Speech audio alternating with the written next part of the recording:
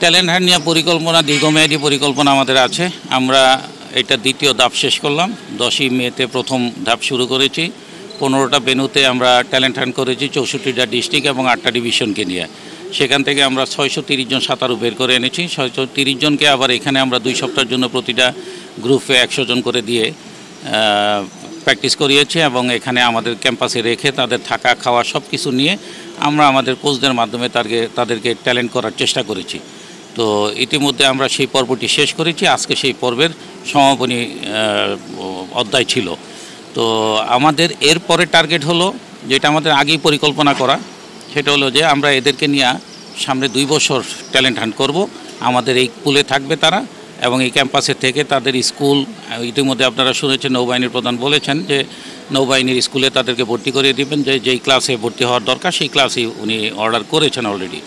তো এদেরকে আমরা জাতীয় পর্যায়ে তো আসি, আমরা আন্তর্জাতিক মানের সাঁতারু তৈরি করতে চাই, যাতে আমরা সাব গেমসকে পেরিয়ে অন্তত এশিয়ান গেমসে আমরা টার্গেট করতে পারি।